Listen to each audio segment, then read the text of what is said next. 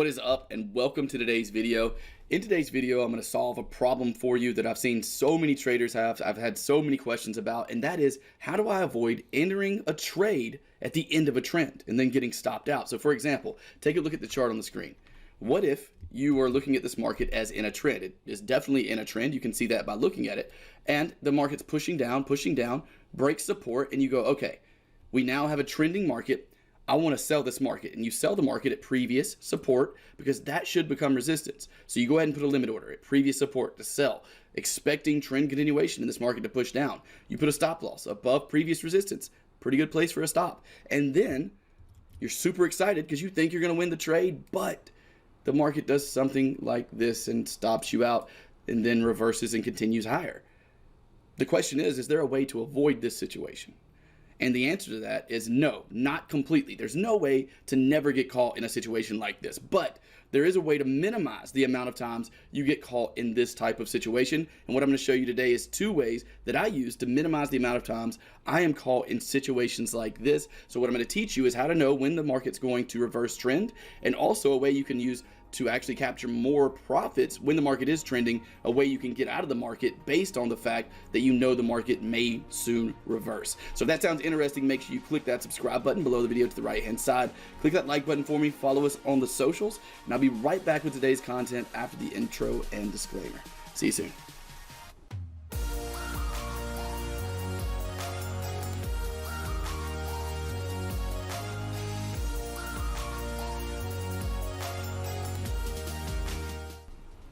So, what is the first way of avoiding reversing situations in the market when you're trying to trade trend continuation? That's what we're talking about right now. Way number one is so simple that I can explain it to you in one sentence, but I'm also going to go through the market and actually show you an example of this. And this one way I'm going to show you now would have completely avoided the loss that we looked at before the intro and disclaimer. It's, again, so simple I can explain it in a sentence.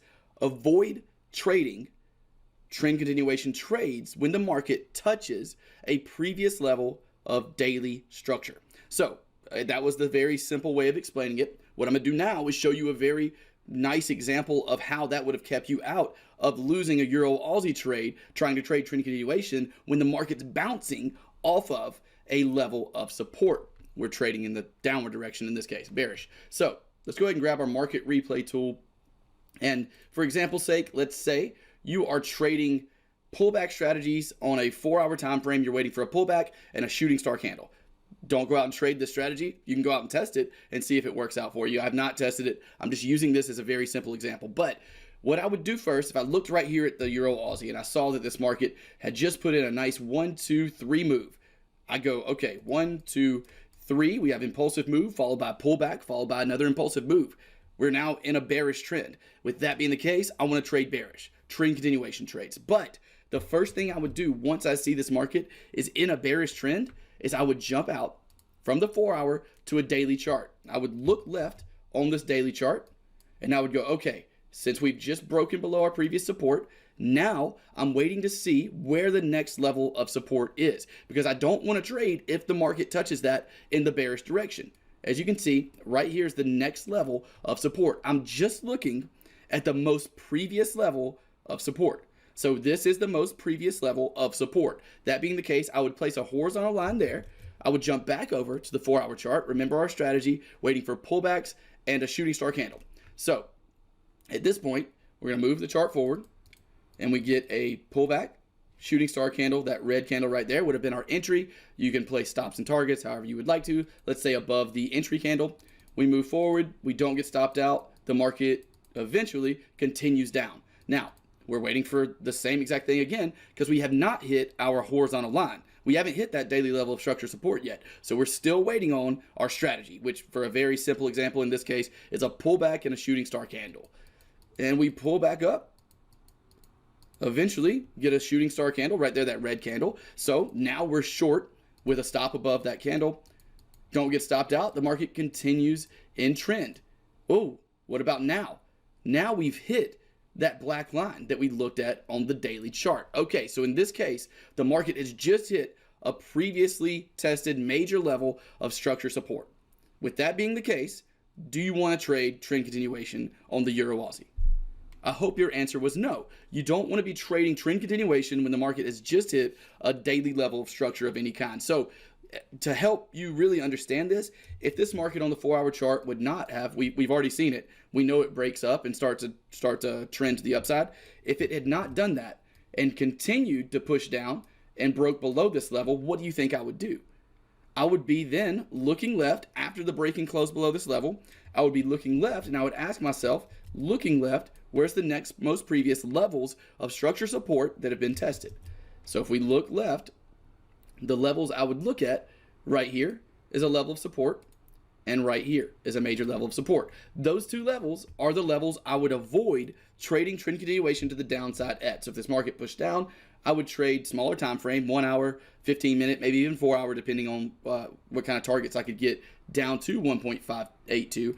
But I would trade trend continuation only until we hit this level. Once we hit this level, I want to see how the market reacts. If the market starts heading higher, obviously the downtrend is over based on that analysis. If the market breaks through that level and continues lower, then I would trade all the way down to my next level of support. I would continue trading. If we did this and we had this situation, I would trade little breakout patterns or pullback patterns, whatever it is, all the way down to 1.5702.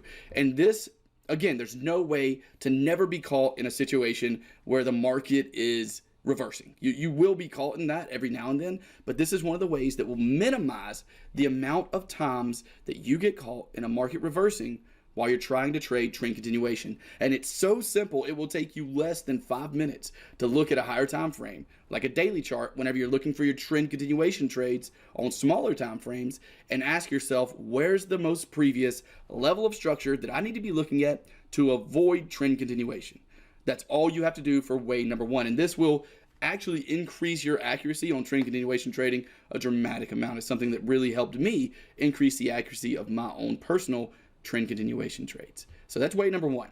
Now let's jump into way number two. Okay, welcome to part number two. Hopefully that first part was really helpful to you. If it was, make sure to smash that like button for me and leave me a comment. Also, if you found that to be interesting, we actually have a link below for a free reversal strategy that uses the same exact concept you just learned to actually capture reversals in the market. That's going to be free for the next 7 days only. So if you want to check that out, the link is in the description. Just click that, head over there, put in your email address, and I will send you the full course via email. Otherwise, we're going to jump into the second part. So what's the second way to avoid trend continuation whenever the market's likely to reverse? And also, this is one of my favorite ways to take targets on trend continuation trades. What I'm going to do first is head up to a whiteboard and show you this extremely simple process. Again, this is also extremely simple. What I'm looking for is, let's say the market's in an uptrend, and I decide I'm going to trade trend continuation based off a bounce off the previous level of structure resistance. I get my entry reason there, and I place the trade. If I'm going to trade trend continuation, trend following, then I'm going to continue to hold that position until I think the market's going to reverse. With that being the case, what I normally do is move my stop loss up to previous levels of support as we break through resistance levels. So after this break, this would be the support level. I would continue to do that after every break, move my stop loss to the previous support level to below it.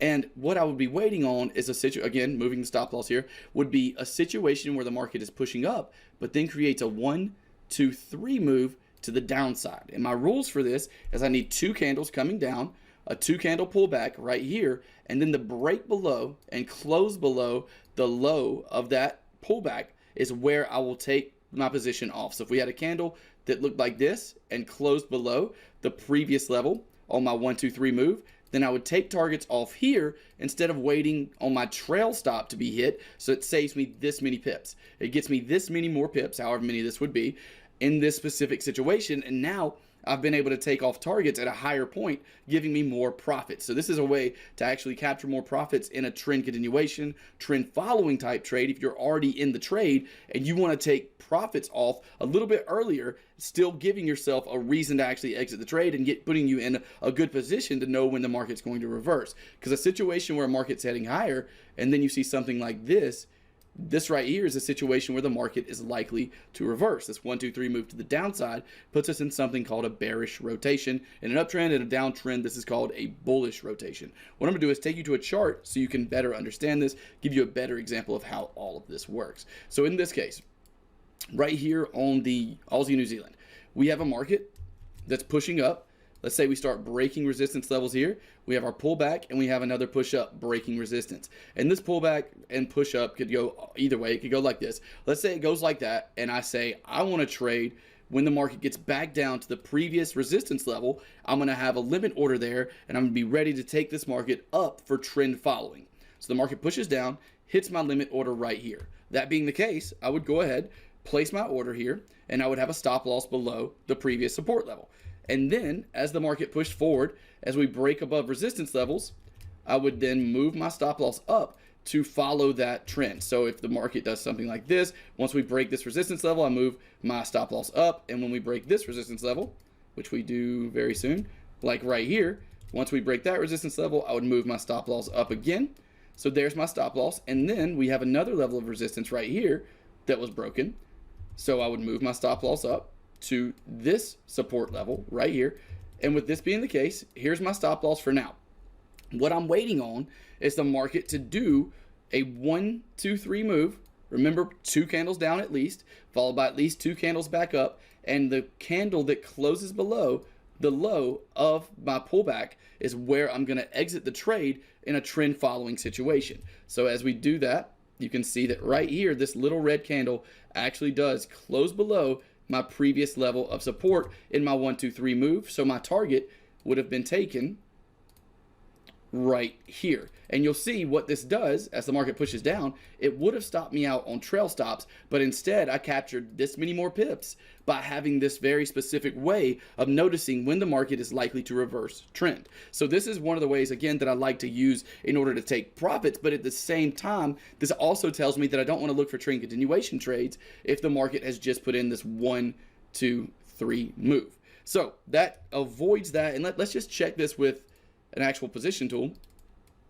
This would have been our position. We would have had a stop loss initially below this support level over here, and our initial target, we really don't have a target. We're using trail stops. So we go from being stopped out at about a 1-to-1 risk reward to a 1.5 risk reward, adding 0.5 margin to our risk reward just by taking targets off in this specific way using this 1, 2, 3 pattern. And again, that's one of the ways that I use in order to avoid taking trend continuation trades. Once I see that 1, 2, 3 move, I may say, no, I'm not trading in trend continuation style anymore based on that 1, 2, 3 move. So hopefully that's been valuable to you. Take these and test them out in the markets and see if they actually give you an edge. Do it yourself. Don't just take my word for it. This is something I do use in my trading, and it does help me avoid situations where I shouldn't be trading with the trend, in situations where I have a 1, 2, 3 move, or situations where I'm hitting a daily level of structure. But it's definitely something you have to go test. Everything I show you in these videos is something that I know is testable and verifiable, and the reason for that is because you need to do that testing. So be sure to do that. If you did enjoy the video, again, click that like button. Get your hands on that free training listed below. It's a free reversal strategy I'm going to have open for the next 7 days. If you're interested in some more advanced training material on Forex trading, then we do have the EAP training program, our flagship program, and the Pro Trader Report listed below. In the Pro Trader Report, I send you my top 3 to 5 trading zones that I'm looking at for that week. And in the EAP, I teach you all the strategies that I use in my own personal trading. And these are the same strategies that have helped hundreds of traders already on their path to becoming profitable and consistent and professional and independent traders. I'll throw some of their comments on the screen and stay past the outro to see a few more of their comments as well. I wish you all the best of luck on all your future trades. I hope you have a great rest of your week, and I will talk to you in the next video. See you soon. Fearless.